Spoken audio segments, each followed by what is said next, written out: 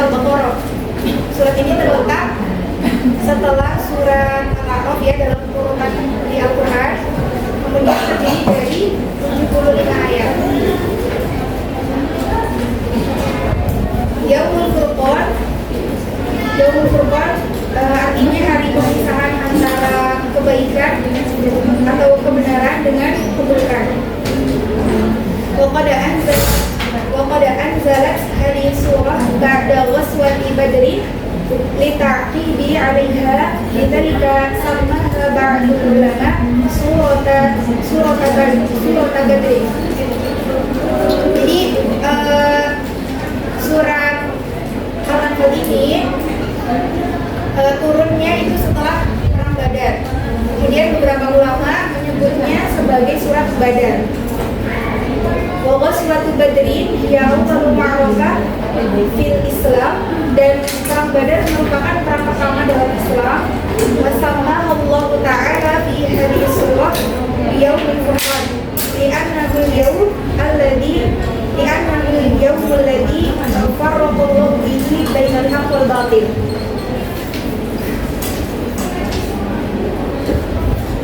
Nah,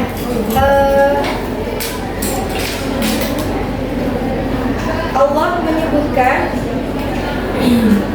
bahwa Allah menyebutkan surat ini itu sebagai surat Furqan, surat Al-Furqan, karena di hari pemisahan itu merupakan hari yang memisahkan antara yang benar dan yang salah, atau yang hak dan yang batil. Yang disebut sebagai hari Furqan itu yang mana jadi? Yang disebut Furqan.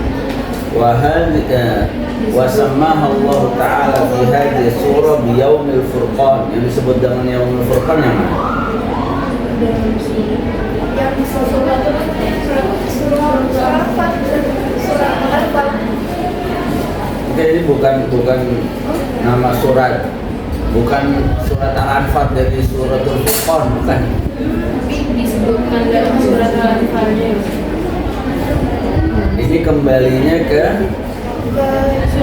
Ghazwatu Badrin. Ghazwatu Badrin. Wa sammaha Allah, hanya itu kembali ke Ghazwatu Badrin itu. Jadi Allah menamatkan perang Badar itu dengan nama Yaumul Furqan, bukan nama lain surat Al-Anfal dari suratul Furqan.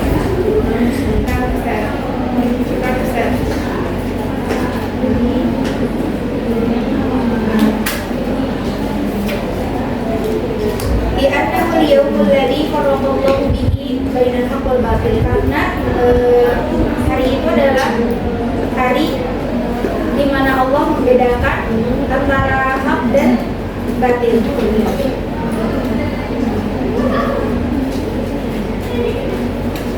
Yaum yaqtilu farqan baina ahdain fi tarikhil bashariyah. Ahdun kana al-Islam fihi mustad'afan wa ahdun sayakunu fihi al-Islam qawiyan walahu ummatun qawiyatun tudafi'u anhu ila yawmina hadha. Laqad kana yawman 'aziman fi tarikhil bashariyah lidzalika nazalat surah kulluha litaqibi ala dzalikal yawm. Nah, jadi hari itu, hari Yaumul Furqan itu dianggap sebagai hari yang memisahkan dua era dalam sejarah manusia. Yang pertama itu era ketika Islam itu lemah, ya, karena Islam fihi mustad'afan. Kemudian yang kedua itu ketika Islam bertumbuh menjadi lebih kuat dan berubah menjadi bangsa yang kuat yang mempertahankan Islam hingga hari ini.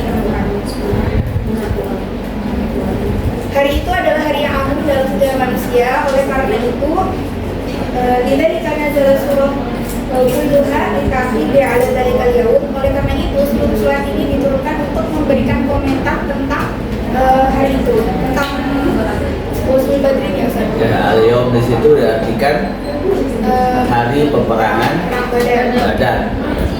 Jadi suratul Al-Anfal adalah surat yang mengomentari, mengisahkan pasca perang Badar.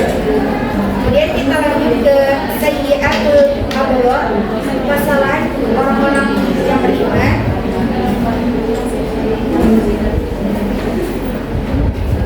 Al-Anfal maknaha al-ghanaim. Al-Anfal itu artinya rampasan perang. Wa qad sumiyat as-suratu bismi hadhil ghanaim al-Anfal.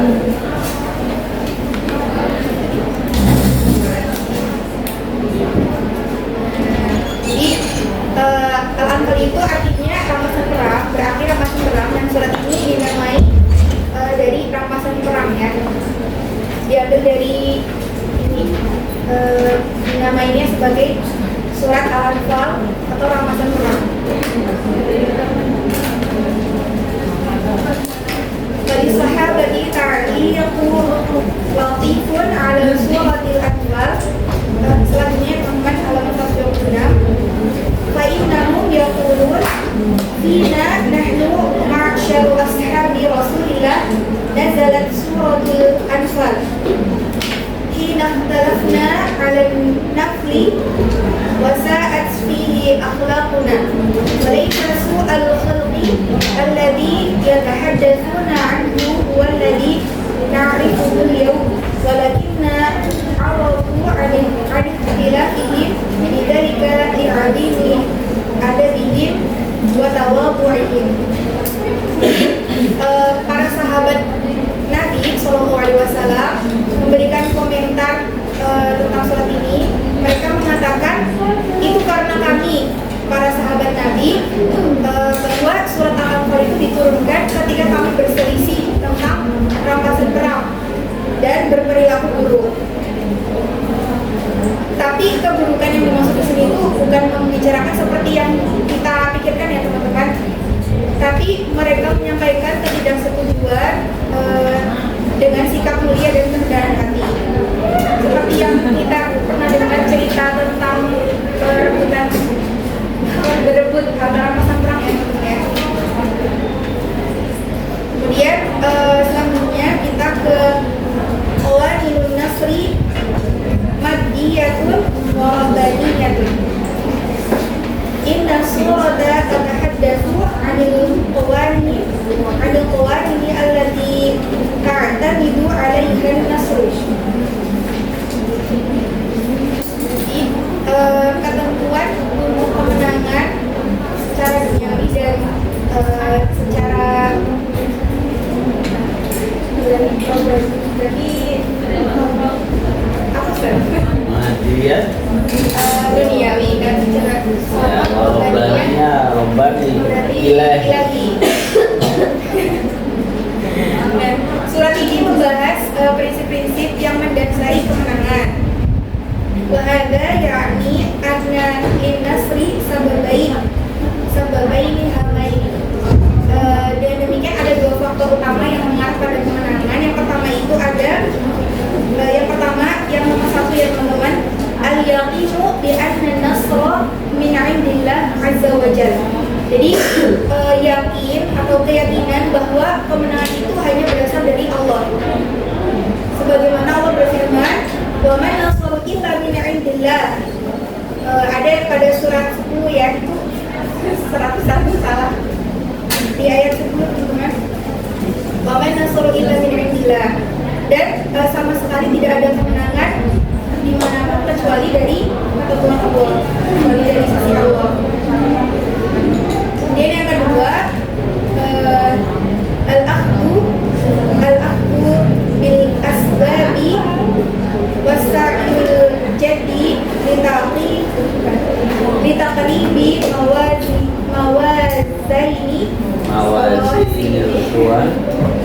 mawazinil quwa ma'al a'da'i bala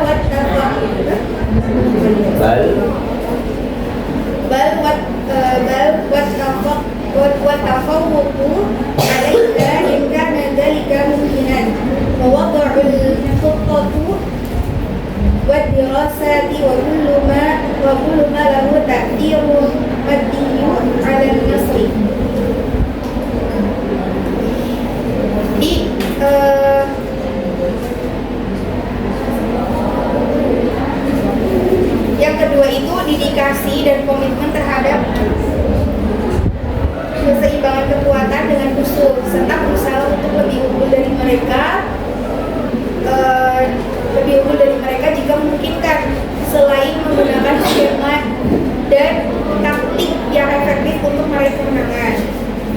Al-akhdhu bil asbab artinya apa? Al-akhdhu bil asbab. Asbab itu jamak dari sebab ya. Al-akhdhu mengambil.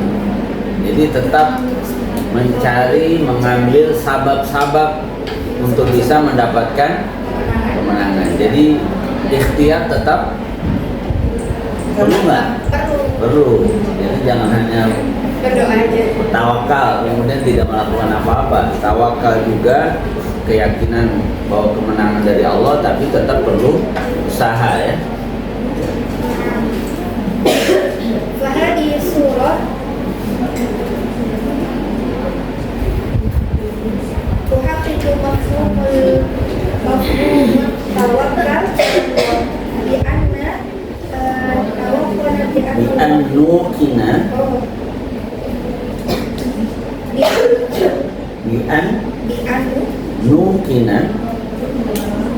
bi an nukina bi anna Allah huwan nasu. Surat ini menekankan bahwa seseorang harus percaya pada Allah, ya, kita harus bertawakal kepada Allah dengan yakin bahwa Allah yang akan memberikan pertolongan.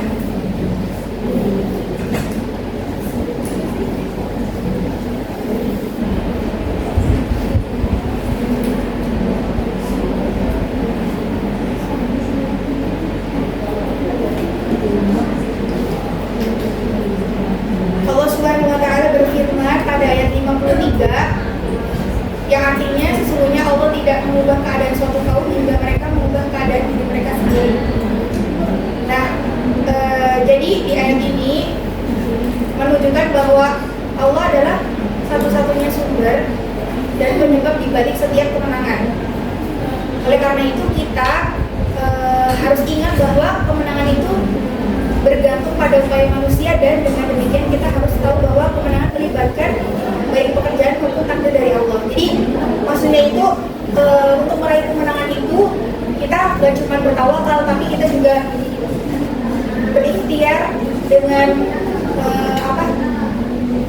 semampu kita gitu dalam segala hal teman-teman.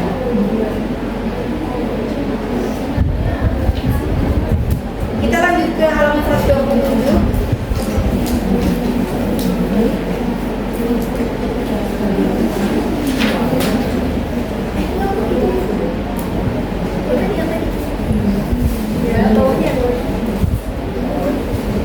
Nah, kemudian halaman 127 itu yang di bagian tengah-tengah sebelum an-nasru min indillah. Fasuratu tursyiduna ila at-tawazun baina at-tawazun baina hadain an-muqayyidin an-naqidaini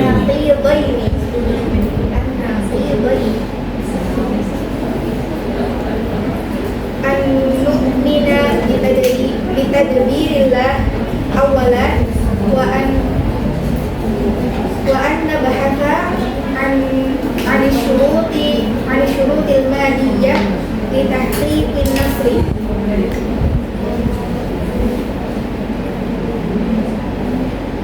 Surat ini mengarahkan kita untuk mencapai keseimbangan antara dua hal.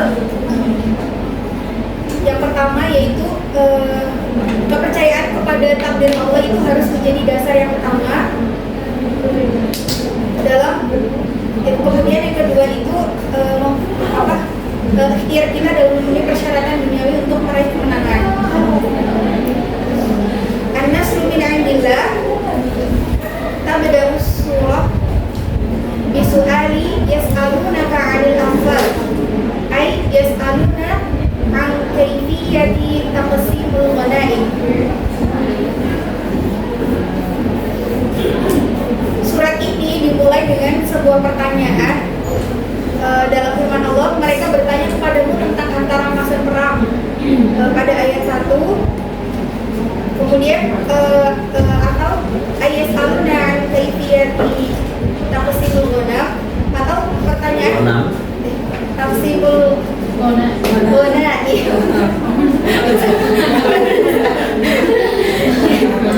Korban nanti, korban bagi kambing. Yaitu pertanyaan orang-orang tentang pembagian harta rampasan perang. Tentang pembagian rampasan perang.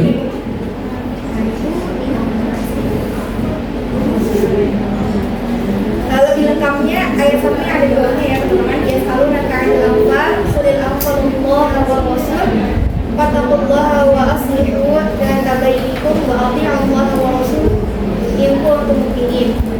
Kemudian wa tantaqilul ayat ba'da dzalika ila sardi sifatil mu'minin. Sifat-sifat orang yang beriman itu dijelaskan juga dalam firman Allah yang artinya yang disebutkan pada ayat yang kedua, teman-teman.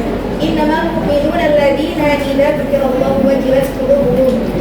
Jadi sesungguhnya orang-orang yang beriman hanyalah mereka yang apabila disebut nama Allah hatinya bergetar. Nah ini jadi catatan ya teman-teman, kalau ada yang nyebutin nama Allah kita nggak bergetar hatinya berarti ya Allah.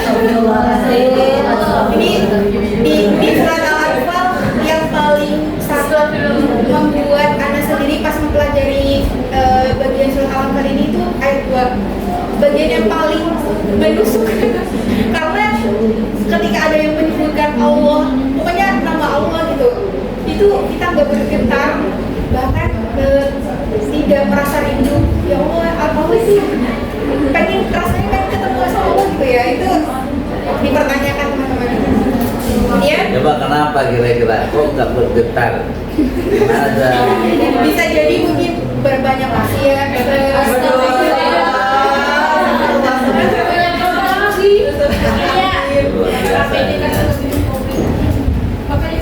disebutkan nama siapa biasa bergetar? Waduh. Nah, coba buat perumpamaan begitu. Ketika disebutkan nama seseorang kita bergetar, itu kenapa? Karena kita mengetahui siapa orang itu, kelebihannya apa. Maka ketahuilah Allah Subhanahu wa Ta'ala ya, supaya bergetar. Ya, lanjut. Walatifu anhu jawab ala so'alihim taqsimul ghanaim lam ya'ti ba'da su'al mubasyaratan. Innama ja'al jawab fil ayat al-wahidati wal arba'ina ay ba'da arba'ina ayatan minas su'al. Jadi di sini dijelaskan kalau pertanyaan yang tadi nih yas'alunaka 'anil anfal itu nggak langsung dijawab. Tidak langsung dijawab, tapi dijawabnya itu di ayat 41 atau setelah 40 ayat setelah ayat yang pertama. Masya Allah ya. Jadi nggak langsung dijawab juga sama Allah. Kemudian Allah berfirman, wa'alamu annama ghanimtum min syai'in fa'annallaha khumsahu walirrasuli walidil qurba wal yatama. Dan ketahuilah, apapun yang kalian ambil sebagian rampasan perang, maka sesungguhnya untuk Allah 1/5 darinya, dan untuk Rasul, dan untuk kerabat, anak yatim, orang miskin, dan orang yang sedang dalam perjalanan. Wasababu ta'khiril ijabah. Jadi berapa persen? Kata rampasan perang untuk Allah dan Rasulnya berapa? Untuk Allah dan Rasulnya Khumsahu. Kumus itu berapa? 1/5, berapa persen? 1/5. 20%.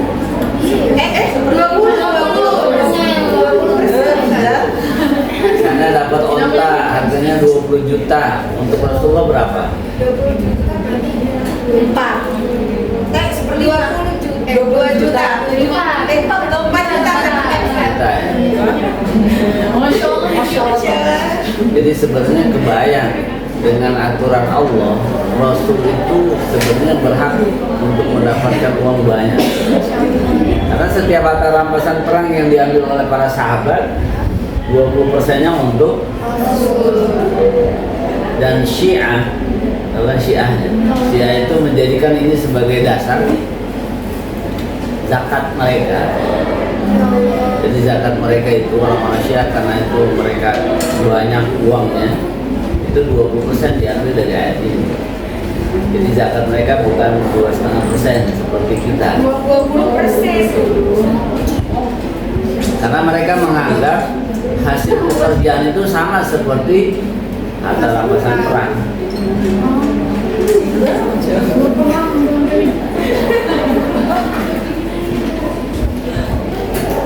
Ya, lanjut. Wasababu ta'khiril ijabah annahu hina sa'alu as-su'ala kanu yuriduna al-mukafa'ah ad-dunyawiyah 'ala an-nasri wallahu 'alamahu anna an-nasra awalan wa akhirat wa min taqdirihi wa min 'ilmihi subhanahu wa ta'ala. Di alasan dibalik kenapa jawabannya itu tertunda atau diakhirkan itu adalah ketika kaum muslim bertanya tentang harta rampasan perang. Yang mereka inginkan itu cuma keuntungan duniawiannya aja. Kemudian maka Allah mengajarkan kepada mereka bahwa kemenangan itu sepenuhnya hanya milik Allah dan hanya dapat diperoleh melalui Allah aja. Nah, ini cara kita menjawab pertanyaan. Ya. Di dalam ayat Al-Quran ada yang yas'alunaka kemudian langsung jawab. Ya. Misalnya apa? Mahid itu kan langsung dijawab. Kemudian yas'alunaka anil ahillah itu langsung dijawab. Tapi di ayat ini tidak langsung dijawab. Karena para sahabat bertanya ini ingin nanya bagian kita berapa sih gitu. Berapa jatah kita ini? Nah akhirnya dibangun kesadaran dulu, kemenangan ini dari Allah. Karena kalau langsung dijawab seperti tadi, fa'anna lillahi khumusahu, mereka kaget itu. Wah enak banget ya, misalnya ya. Tapi Allah menjelaskan, kemenangan ini adalah bagian dari anugerah. Sampai 40 ayat, baru kemudian dikasih tahu. Bisa jadi kalian juga seperti itu. Ini pertanyaannya mengarah kemana?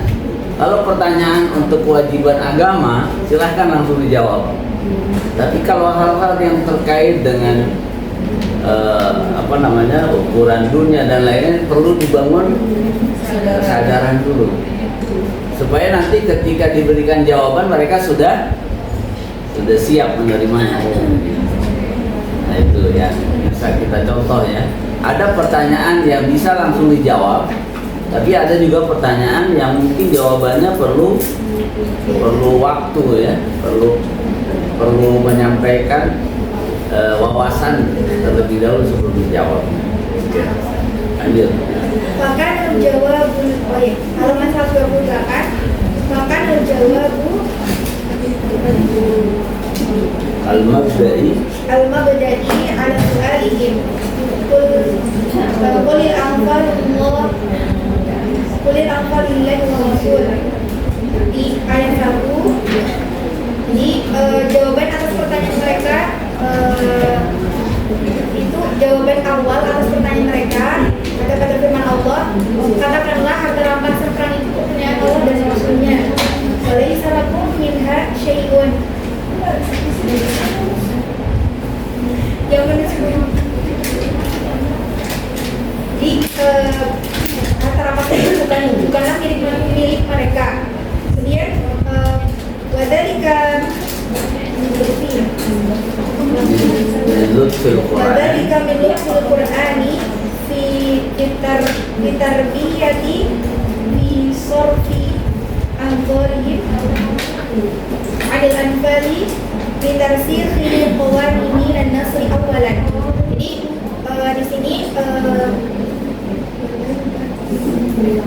Al-Quran dengan bijaksana mengalihkan perhatian kaum muslim dari harta rampasan perang untuk menanamkan prinsip-prinsip kemenangan dalam benak mereka sebelum hal yang lain. Tsumma ba'da dzalika amma syarhu kaifiyati tawzi'il ghanaim ila anna qala lahu fi akhir surah fakulu mimma ghanimtum halalan thayyiban. Nah, kemudian dijelaskan bagaimana harta rampasan dibagi. Allah berfirman di akhir surat, maka makanlah dari apa yang telah kamu ambil sebagian rampasan perang yang halal dan baik. Allah Ta'ala rasakha ma huwa aham wa bayyana anna mas'alata taqsimil anfal hiya mas'alatun far'iyyatun li'annaha minal masail dunyawiyah. Dengan demikian Allah menegaskan bahwa apa yang penting dan menunjukkan bahwa urusan duniawi seperti bagian harta rampasan perang adalah hal yang sekunder. Maksudnya itu bukan sekunder atau primer, maksudnya bukan hal yang inti gitu. Ma huwa ahammu, apa yang lebih penting. Jadi yang Allah jelaskan bukan harta rampasan perangnya, tapi ada yang lebih penting. Prinsip buah pemenang itu dari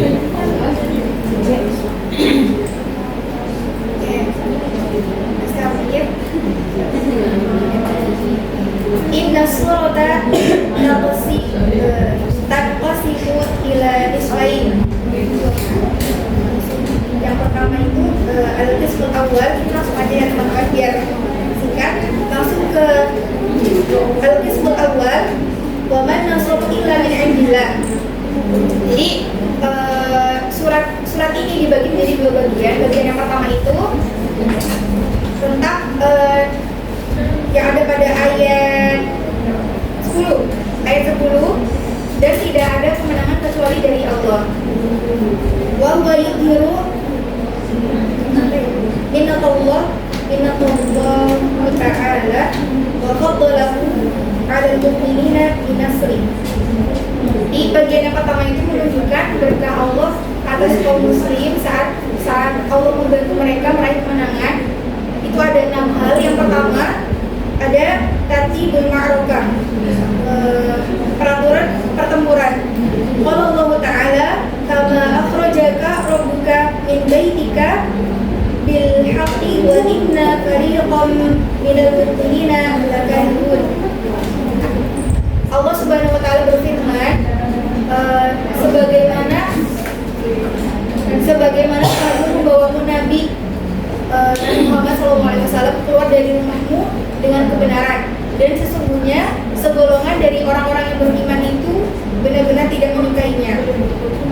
Ini terjadinya peperangan ini atas rancangan Nabi atau ketetapan Allah? Ketetapan Allah. Ya, karena mereka keluarnya itu bukan untuk menghadapi tentara kafir Quraisy. Tadinya untuk apa? Untuk menghadang kafilah dagang. Jadi peperangan ini tidak direncanakan oleh para sahabat dan Rasul ya. Makanya di sini disebutkan ini kemenangan ini dari Allah, terjadinya perang saja bukan karena kamu yang merencanakan, tapi karena rencana Allah. Ya kayak kita mungkin ya, kita berhasil nih. Tapi berhasilnya bukan karena kita rencanakan. Tiba-tiba kok berhasil gitu ya. Nah itu kita harus lebih ingat, itulah anugerah dari Allah. Sama perang Badar itu bukan rencana orang Muslim, tapi ingin menghadang kafilah dagang. Ternyata yang datang adalah tentara Quraisy yang mau nggak mau kan. Itu terjadi peperangan itu. Jadi tidak bisa. Perang Badar yang kedua, Ustaz. Badar pertama.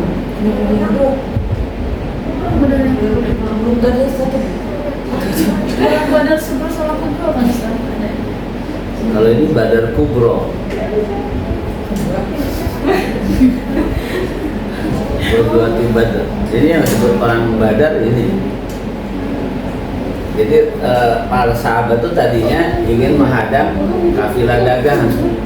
Tapi kemudian yang mereka hadapi tentara kafir Quraisy.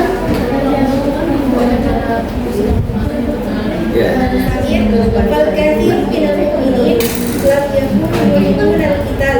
Lakin Allah Ta'ala dalam dzalika liyuhyiya. Jadi banyak dari kaum yang beriman itu tidak ingin berperang, tapi Allah Subhanahu Wa Ta'ala telah merancang sebuah rencana yang memulihkan Liyuhiqqal haqqa, untuk menampakkan kebenaran. kebenaran. Menang itu pasti menang. Orang nggak ada rencana perangnya, Bo. Kemudian umat Islam sedikit, dan selama ini adalah mereka kaum yang ditindas. Jadi maka kemenangannya ini jangan kemudian dirayakan sampai lupa pada Allah, karena ini semua adalah rencana Allah. Lanjut.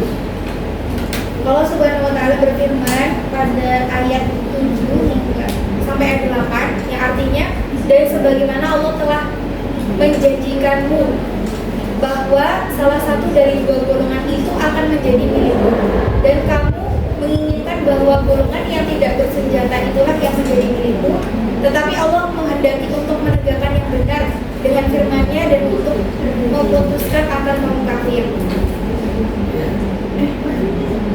Inna hadhil ayat lahiya ghayatun fil wuduhi wa tartibul ma'raka ibtada'an kana bitaqdirillah azza wa jalla. Jadi ayat-ayat ini itu sangat jelas bahwa peraturan atau pengaturan pertempuran itu diatur oleh Allah Subhanahu Wa Ta'ala.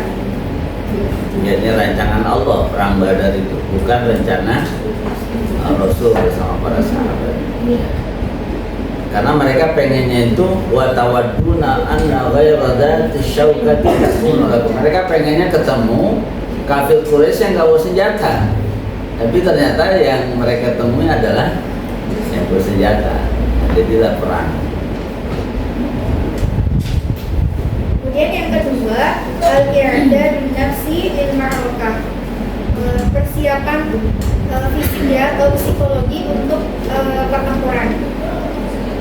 Allah Subhanahu Wa Ta'ala berfirman pada ayat 11, yang artinya sebagaimana Dia membuat kalian tertidur lelap sebagai rasa aman darinya, dan menurunkan kepada kalian air dari langit untuk menyucikan kalian dengannya, dan untuk menjauhkan diri kalian dari gangguan setan yang terkutuk, dan untuk memperkuat hati kalian dan memperkokoh kaki kalian. Jadi fa'ana mahum qabla al-ma'rakah ba'da an istayqadhu minan nawmihim anzala alaihim minas sama qadadan minal matar likai yaghtasilu wa yatawaddau wa yanshiru fil qital. Jadi Allah membuat kaum muslim mengantuk sebelum pertempuran dimulai, dan membangunkan mereka dengan gerimis atau dengan gerimis, sehingga mereka itu bisa berwudu dan menyegarkan diri juga, bahkan dan menyegarkan diri. Fahadul i'dadi nafsi kana min taqdiri minallahi azza wa jalla. Nah, di sini bahkan di sini dijelaskan kalau persiapan psikologis ya, atau persiapan diri itu pun telah diatur oleh Allah. Nah, kebayang nggak kalau kondisi takut, kalian bisa tidur nggak? Ya, mau perang besoknya gitu ya, belum pernah perang, akan lihat tentara Quraisy, tapi bisa tidur, itu kan nggak masuk akal. Makanya di sini disebutkan fa'ana mahum, Allah yang membuat mereka tidur. Karena orang kalau lagi stres gitu nggak bisa tidur. Iya. Ya Allah membuat.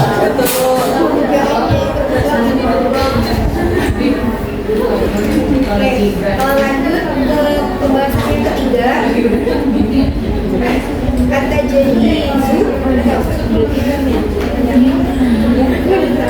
kata jahizul ma'nawi lil jaish. Langsung ke paragraf yang kedua, inal tajhizul ma'nawi al-rabbani lil muslimina fi ghazwati badrin ya rajalla fi qawlihi ta'ala.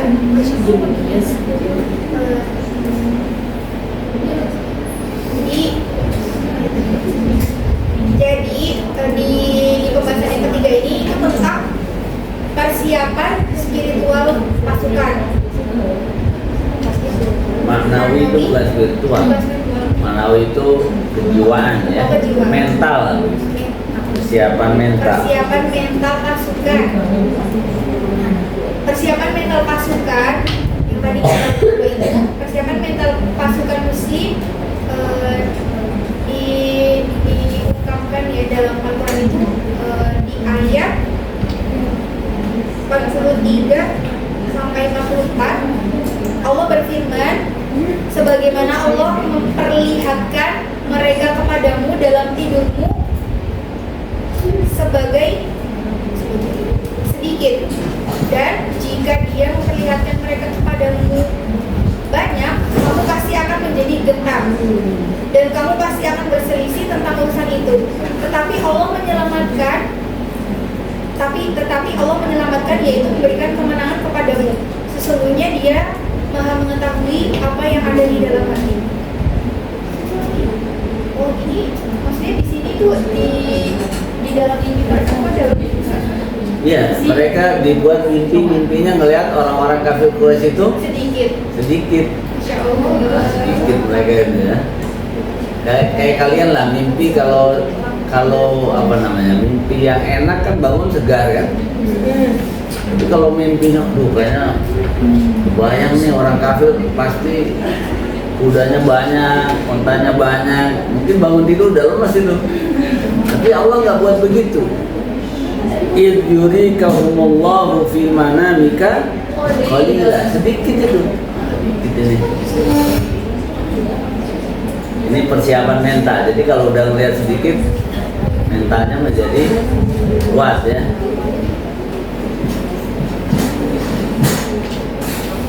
Maka ada muslimuna yarawna al-kufar qalilan fala yakhafuna wa kana al-musyrikuna yarawna al-muslimuna qalilan fayastakbiruna.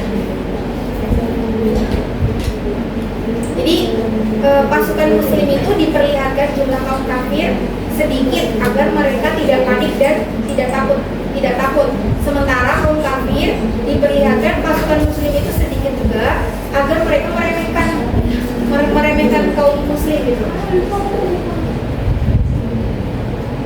Nafsul ru'yati wa nafsul manzuri kana lahuma fi waqa'i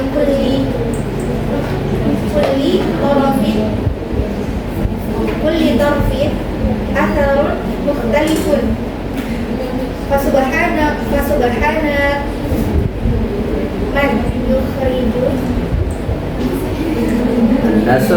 man yukhrijun Nasr wa yuhayyi lahu wa yu'inu alayhi.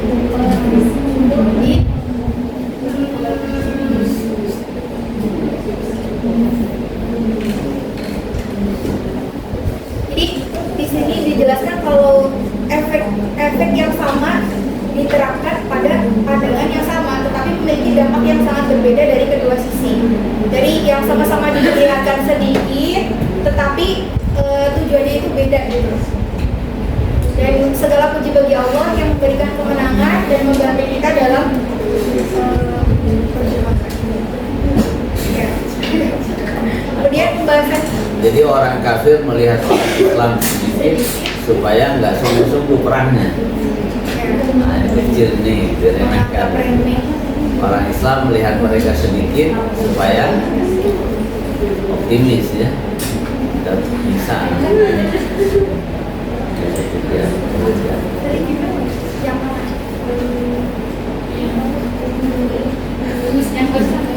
Yang barusan yang oh itu ini apa jadi efek yang sama, maksudnya sama-sama diperlihatkan sedikit tapi apa dampaknya itu beda gitu. Kalau yang tadi orang muslim diperlihatkan kaum kafirnya itu sedikit, itu supaya mereka nggak merasa takut. Tapi kalau yang kafir diperlihatkan yang muslim itu sedikit supaya mereka menganggap remeh gitu. Ya, jadi udahlah kan dikit gitu. Nah, kemudian yang pembahasan keempat, nuzulul malaika, turunnya malaikat. Wa hadza wadihun fi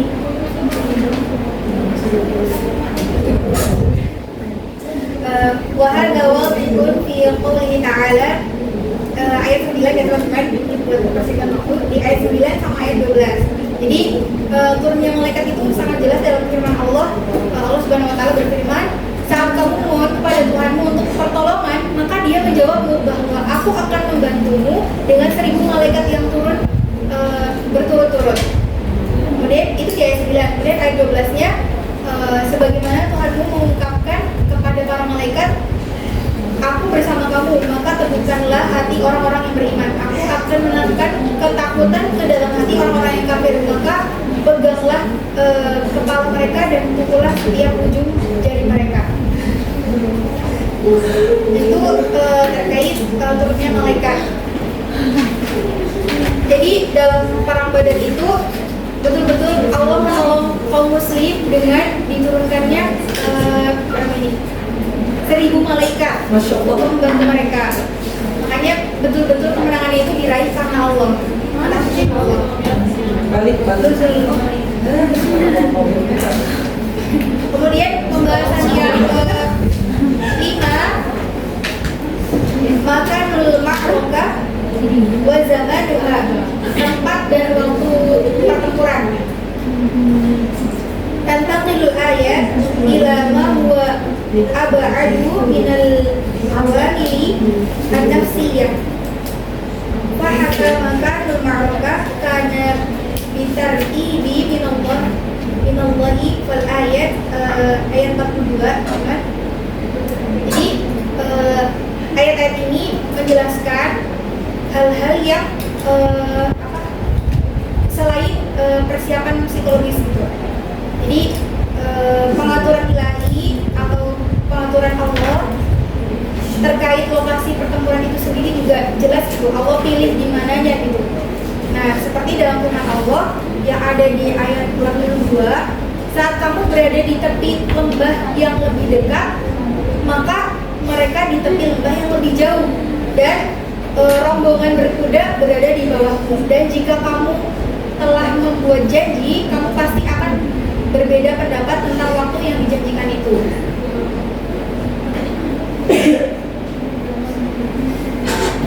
Fal'udwatud dunya haitsu kana muslimun tatamatta'u bi naw'iyyah khassah min at-turabi haitsu anna al-matar kana 'inda nuzulihi musabbitur rimal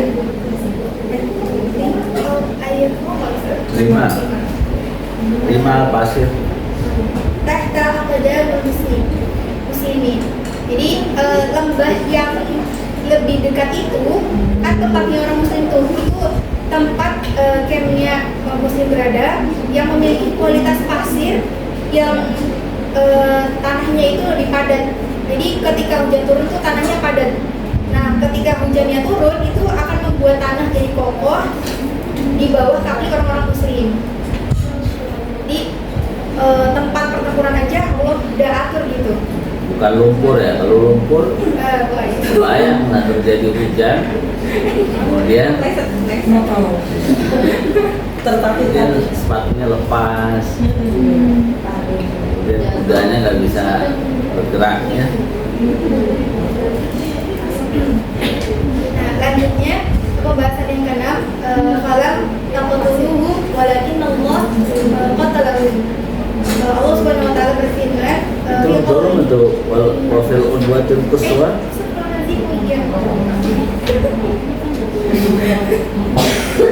Dia terasa bedanya kan tadi Oh kan. iya, enam Ustaz.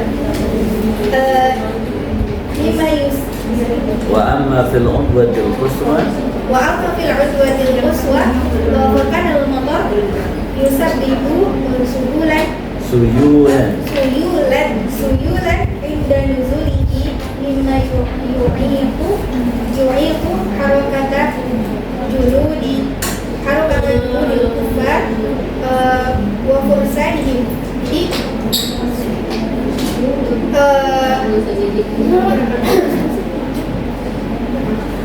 berarti di sini tuh kaum kafir itu kan di lereng yang lebih jauh ya teman-teman.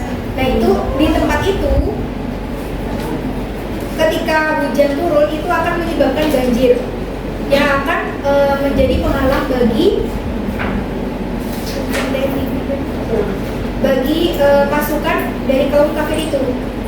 Jadi masya Allah, Allah memberikan tempat kepada orang yang muslim itu, diberikan tempat yang memudahkan mereka gitu. Sedangkan untuk orang kafirnya Allah persulit, bahkan tempat aja Allah persulit gitu.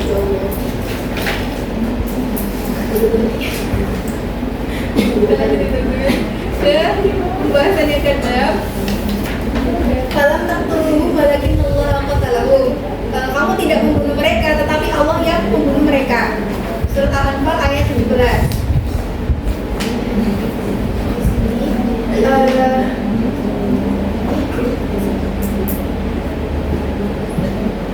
Fi qouli ta'ala falam taqtuluhu walakin Allah qatalahu wa ma ramaita idh ramaita walakin Allah rama.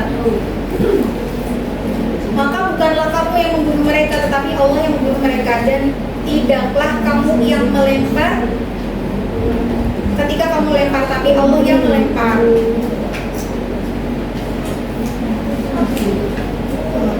Hadil ayat tuwaddihu natijatan ma'rukah khutta sayriha hatta inda Roma inda ramyan nabi hatta inda ramiyan nabi iturabi fi wujuhihim wa qawluhu syahadil wujuh.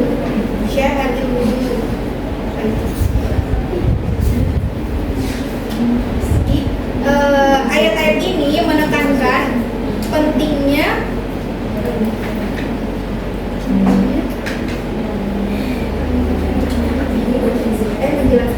menjelaskan. Ayat ini menjelaskan keberhasilan peperangan dan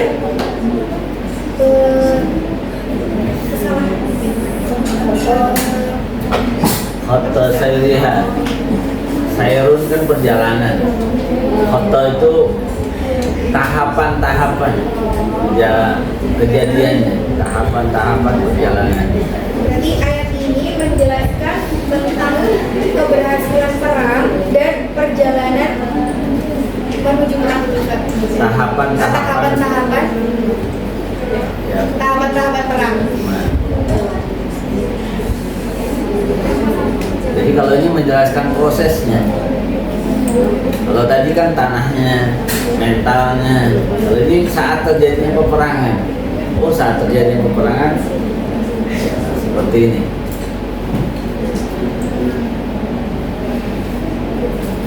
Ya Allah bantu pada saat peperangan. Yang Nabi lempar tanah, beda akibatnya.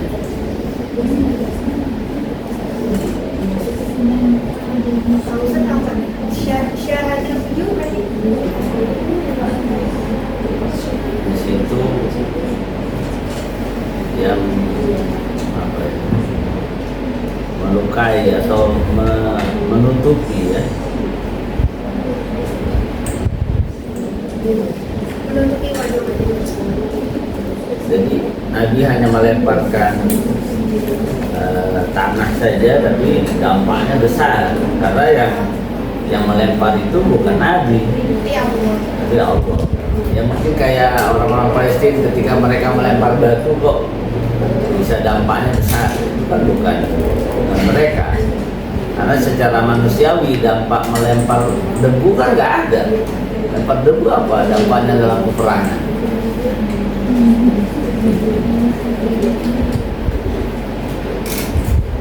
Ini dalam proses peperangan.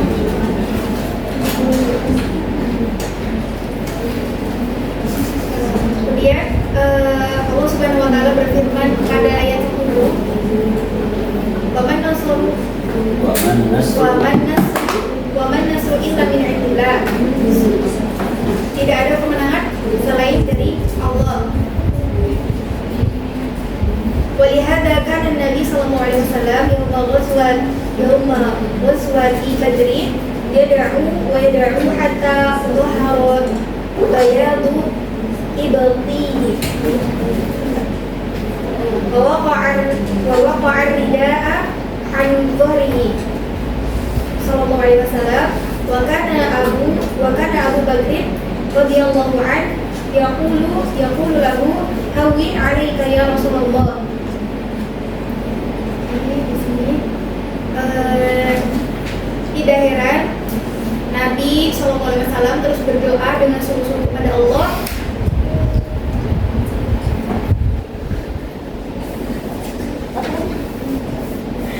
terus berdoa dengan sungguh-sungguh kepada Allah pada perang Badar hingga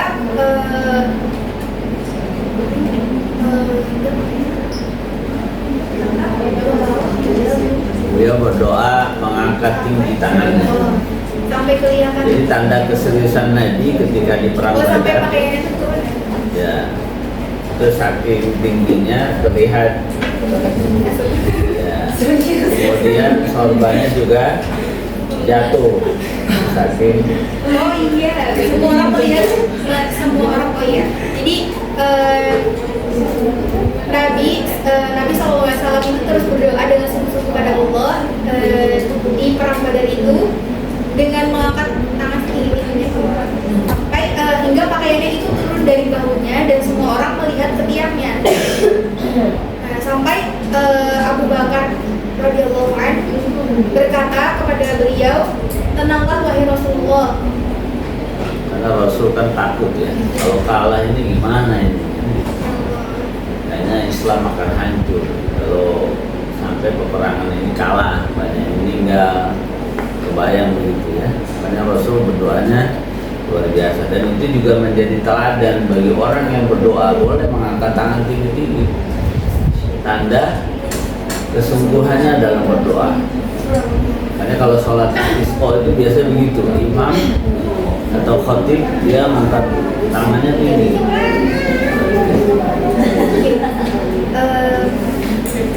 Li'anna an-nasra min 'indillah fala budda an nastajiba lin-nada'illahi ta'ala. Lin-nada'illahi ta'ala. Ya ayyuhalladzina amanu istajibu Allah. Istajibu lillahi. Ya ayyuhalladzina amanu istajibu lillahi wa lirrasuli idza da'akum lima yuhyikum.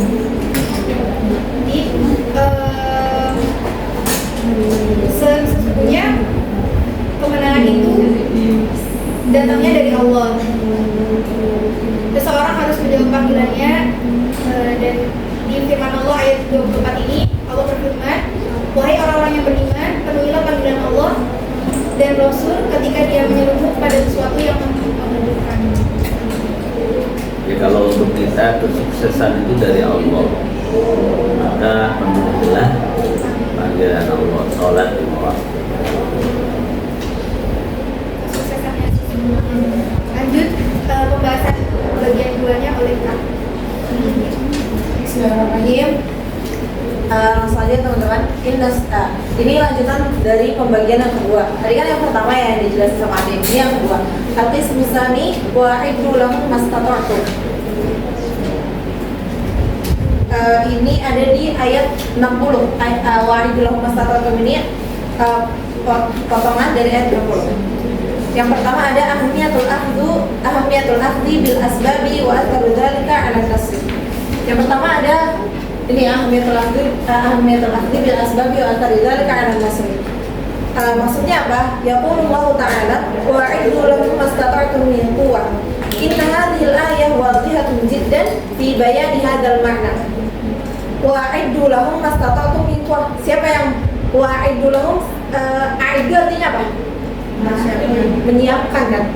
Wa'iddu lahum menyiapkan untuk mereka. Jadi siapa yang menyiapkan?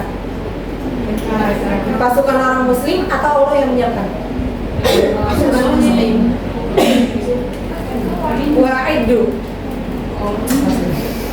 Wa'iddu lahum mastata'tum min quwwah gitu. Jadi dulu baca dulu. Min indillah. Masya Allah. Fanafsu surah allati tu'akhidu ahlun nasr huwa min indillah ta'ala wahdahu. Nah, tadi kan udah disebutin sama Ade berkali-kali kalau kemenangan atau semua aspek di perang ini tuh semuanya udah disiapin sama Allah. Jadi kayak orang muslim cuma ada dirinya aja gitu. Kekuatannya semuanya itu Allah yang nyiapin gitu. Terus tu'akhidu aidan daruratul akhdhu bil asbab. Ya harus tetap berikhtiar. Lahumnya itu bukan lil muslimin tapi lil kufar. Jadi siap-siaplah, keluarkanlah seluruh kemampuan kalian untuk menghadapi orang kafir. Jadi bukan berarti Allah udah tolong, udahlah kamu duduk aja manis menang gitu. Enggak. Tapi mereka juga harus berusaha, berikhtiar, keluarin ontanya, kudanya begitu. Fatahti itu ilajani. Oke, lanjut aja teman-teman yang kedua karena waktunya 30 menit. Oke, mawazinul quwa al-maddiyah. Maksudnya apa? Sahih anna Allah yu'ayyidu binasrihi may yasha, lakin la budda min mura'ati mawazinul quwa wal akhdhu bil asbabil maddiyah hatta la yakun qandas. Nah, maksudnya iya tadi yang saya bilang. Jadi iya memang benar Allah udah siapin, Allah udah pastikan kemenangan itu. Tapi ya sebagai manusia, sebagai hambanya kita harus tetap berikhtiar kayak orang-orang Gaza. Mereka berikhtiar atau ya udah duduk-duduk aja. Insya Allah. Nah iya kayak gitu. Jadi meskipun sebenarnya kita tahu kan pasti akan suatu saat Gaza akan menang kayak gitu, tapi ya kita nggak bisa cuma leha-leha doang. Kita aja di sini bisa bantunya dengan apa? Doa, dengan mal gitu aja. Ya kalau yang diem baik ya udah dia tidak termasuk yang memenangkan Gaza, walaupun Gaza menangnya sudah dipastikan. Terus yang ketiga ada fiqhu qawaidil harb. Yang bisa ayat tadi.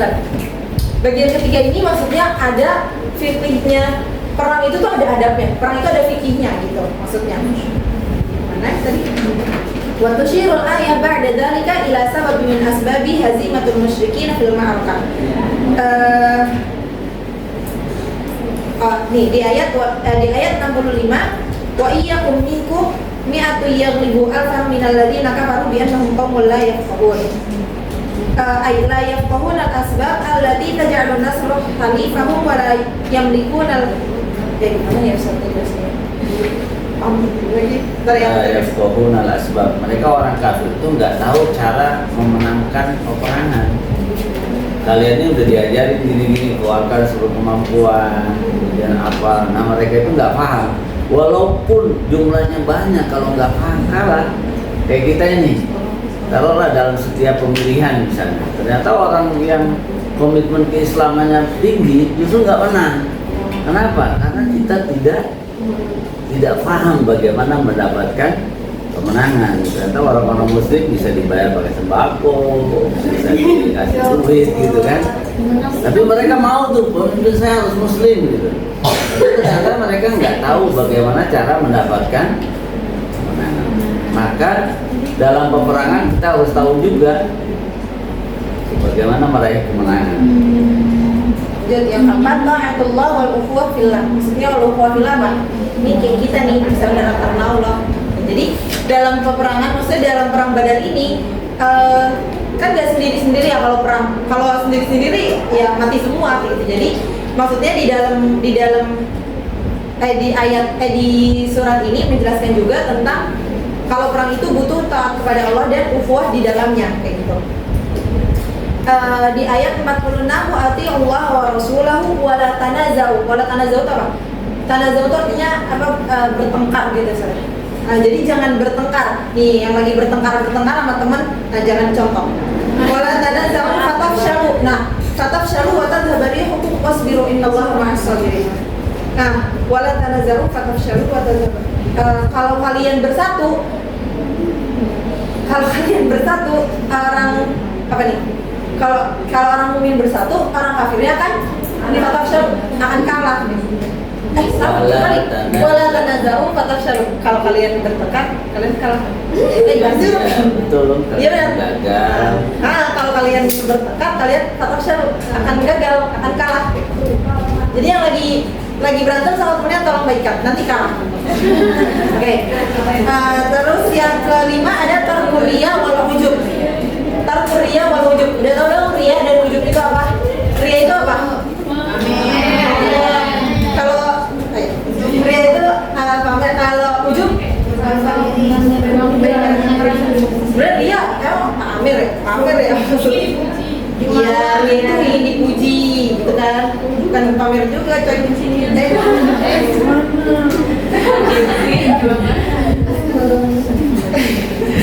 Nah, udah ya. Paham kan ya maksudnya tarkul riya wal ujub? Mau dijelasin ya? Oke, terus yang keenam ada sifatul mukminin ijabiyah wa amaliyah. Apa itu ijabiyah? Ijabiyah itu positif. Kalau negatif itu salah. Sifatul mukminin ijabiyah wa amaliyah, maksudnya kita tuh harus berpikiran positif. Kayak gitu. Sifatul mukminin, orang-orang yang beriman itu berpikirannya positif, tidak negatif gitu.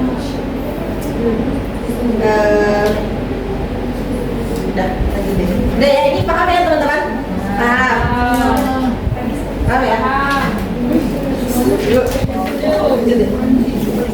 Itu ada beberapa sifat amaliyah. Oh iya. Misalnya, idza laqitum fi'atan fasbutu. Kalau ketemu musuh jangan kabur. Fasbutu, tapi dihadapi. Kemudian apa yang dilakukan? Wadzkurullah, banyak zikir kepada Allah. Kemudian ada walladzina awaw wa nasaru.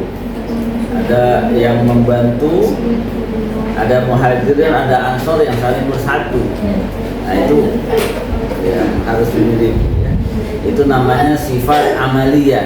Kalau sifat ijabiyahnya yang pertama tadi, alladzina idza dzukirallahu wajilat qulubuhum wa idza tuliyat alaihim ayatuhu zadatuhum imanan wa ala rabbihim yatawakkal. Itu sifat ijabiyah. Sifat-sifatnya mesti begitu. Kalau amaliyahnya begini, ketemu musuh jangan sudah bagus tawakal, ketemu musuh kabur gitu ya. Itu percuma.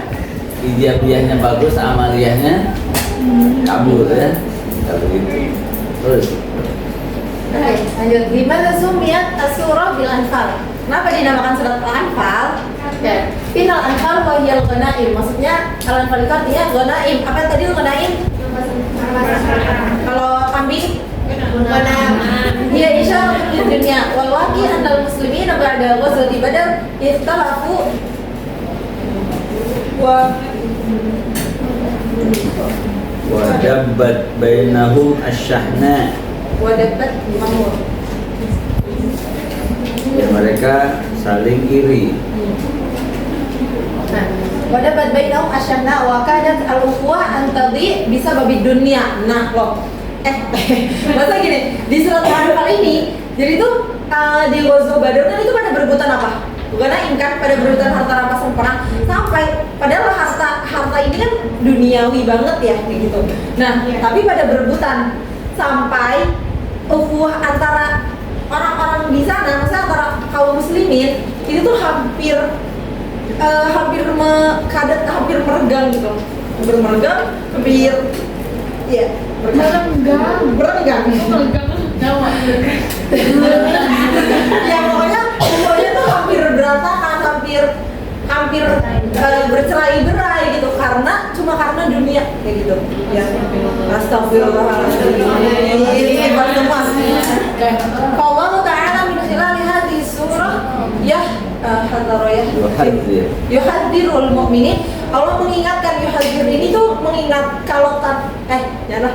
yuhadzir itu mengingatnya itu dengan banget gitu. Mengingatkan kaum mukminin yuhadzirul mu'minin min tanafus 'ala dunya fatakunu bidzalika sababan lil furqah. Nah,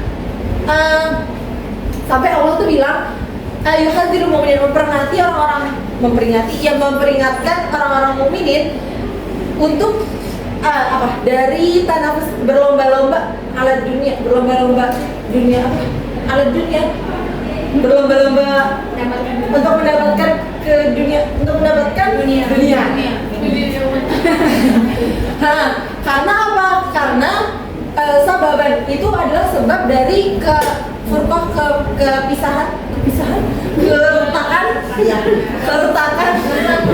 keretakan wadiran ukhuwah, dan hilangnya ukhuwah antara orang-orang bainal mukminin, orang-orang mukminin.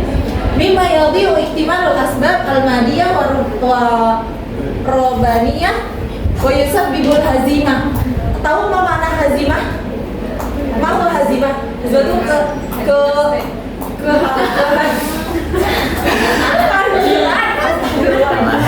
hazimah itu kekalahan. Ya, kekalahan. Nah, itu ya. Nah, lidzalikal ayat, makanya ayat-ayat di surat Al-Anfal ini amarathum bi ihmalil anfal tamaman. Maksudnya memerintahkan untuk bi ihmalil anfal. Kita tuh kayak nggak usah peduli gitu saja. Ya, dijadikan nama surat supaya ditinggalkan, diremehkan, ya. Jangan dijadikan sebagai tujuan utama dalam berjihad. Nah, tuh benar ya. Jadi dunia tidak menjadi tujuan utama dalam berjihad. Yes.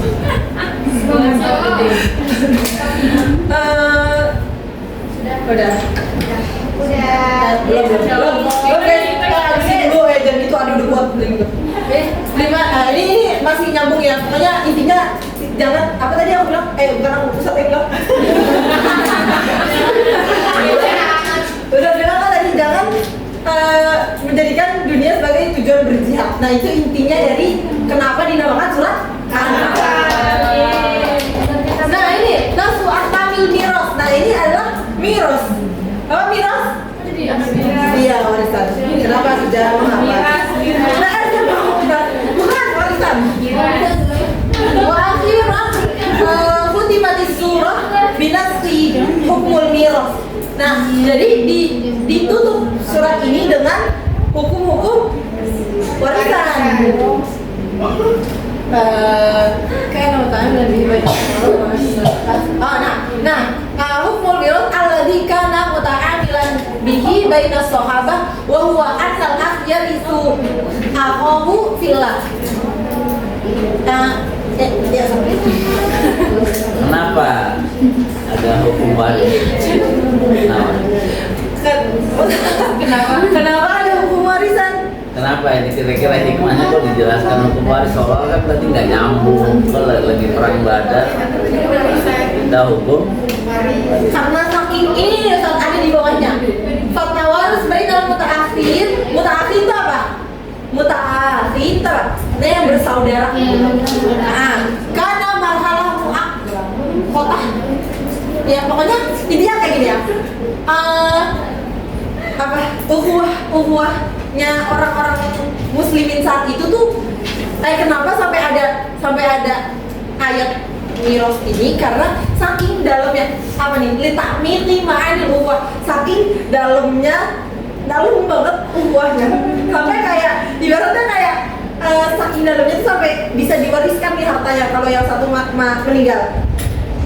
Ya, jadi saking dalamnya kayak gitu, kayak ada bapak yang meninggal mewariskan hartanya pada anaknya. Nah, ini kayak gitu sampai orang-orang sampai ukhuwah fillah aja sampai bisa mewariskan hartanya saking dalamnya dan saking dekatnya.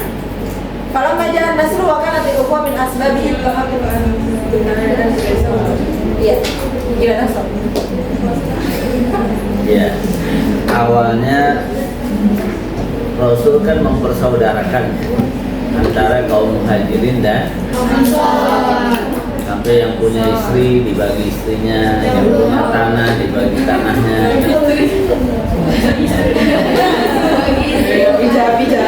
Nanti baca dong Sirah Nabawiyah. Kemudian sampai mereka itu kalau ada yang meninggal bukan hanya anaknya dapat, tapi juga saudaranya itu yang dipersaudarakan. Itu saking luar biasanya. Nah, kemudian setelah perang Badar selesai, ada cerita tentang hukum waris. Nah, setelah itu dihilangkanlah hukum saling mewarisi antar saudara dalam seiman. Jadi udah nggak ada lagi tuh. Makanya disebut bahwa ketentuan tawarus bainal muta'akhaini itu adalah marhalah muaqqatah. Apa nih muaqqatah? Ada waktunya, ada masa berlakunya. Setelah ayat waris turun, maka ketentuan itu dihilangkan. Jadi nggak ada. Saya teman dekatnya dapat hak waris dong, enggak. Dulu iya. Sekarang udah enggak ada. Setelah perang Badar terjadi, itu sudah dihapuskan. Gaya ini tinggal. Nah ini masih sobat. Oh iya, Udah tinggal terima kasih. Oke guys, terima kasih atas waktunya. Terima kasih Ustaz sudah membantu menjelaskan. Kamu dong yang tutup usaha aku yang cuma bantuin doang. Ada pertanyaan nggak?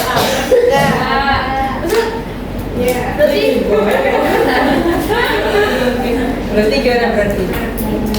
Berarti tadi aku yang tanya apa namanya kan ini kan kalau mungkin kan Ustaz yang bertanya tentang harta rampasan perang ini berarti sebelum kejadian perang Badar ya Ustaz?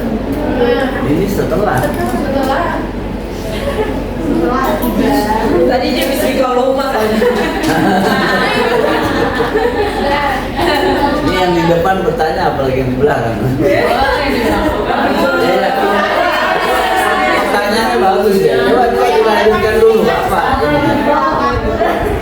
Maksud kamu ini mereka bertanya-tanya itu setelah perang? Iya, setelah perang atau sebelum? Iya. Jawabannya. Soalnya tadi ada yang kan ada gini Ustaz apa namanya kalau misalnya mereka tahu berapa apa namanya bagian dari hartanya maksudnya Rasulullah kok banyak gitu mereka maksudnya kayak sedikit gitu ya bisa jadi mereka nggak mau perang gitu jadi anak berpikirnya apakah ini Sebelum terjadinya atau sesudahnya? Ya. Jadi ceritanya kan peperangan ini tidak direncanakan kan, tiba-tiba mereka perang dan menang. Kemudian dapatlah harta rampasan perang. Mereka bingung kan, ini gimana nih? Nah pada saat itu kalau kalian lihat Sirah Nabawiyah terakhir, itu kan mereka saling berebut. Ada yang bilang kamilah yang lebih berhak karena kami yang buka alas, buka jalur. Kami yang paling depan. Kemudian sahabat yang lain yang menjaga Rasulullah, saya yang paling berat loh. Kalau Rasul tidak dijaga gimana? Kami bisa aja ikut perang, tapi Rasul nggak ada yang jagain misalnya gitu ya. Hanya mereka berselisih. Sampai Rasul itu diceritakan dalam Sirah Nabawiyah sampai beberapa hari itu tertahan di Badar. Jadi kalau pulang perselisihan akan jalan terus. Perselisihan ini akan terus terjadi karena ya orang kalau sudah menang itu kan sudah ada kuenya lah ya. Nah, kue ini siapa yang berhak? Nah maka Allah bimbing. Ya mereka nanya kepada ini gimana nih harta rampasan perangnya? Nabi nggak bisa jawab itu. Nah, baru kemudian dijawab melalui ayat ini. Jadi surat ini memang turun setelah mereka mendapatkan harta rampasan perang, bingung bagaimana baginya. Jadi Allah jelaskan kemenangan kalian ini sebenarnya nggak semata-mata rencana kalian, tapi dijelaskan tadi peperangannya Allah yang setting, kamu dibuat ngantuk malam harinya, kemudian tempat kamu juga bagus, sampai Allah turunkan malaikat. Apa benar itu semuanya kehebatan kalian kan gitu? Baru kemudian diceritakan ketentuannya ini sebenarnya milik Allah dan Rasulnya. Oke, kalau nggak semuanya Nabi yang berhak 20%-nya, sisanya kalian. Makanya ada kalimat wa kulu mimma ghanimtum halalan thayyiban. Silakan kalau 20% sudah diserahkan kepada Nabi, makan sisanya. Gitu, habis jalan aja. Nah, oke. Jazakumullah khairan alaikum. Nah, yang ini wassalamualaikum warahmatullahi wabarakatuh. Waalaikumsalam warahmatullahi wabarakatuh.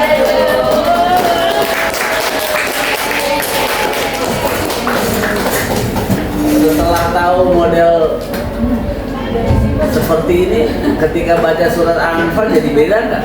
Iya.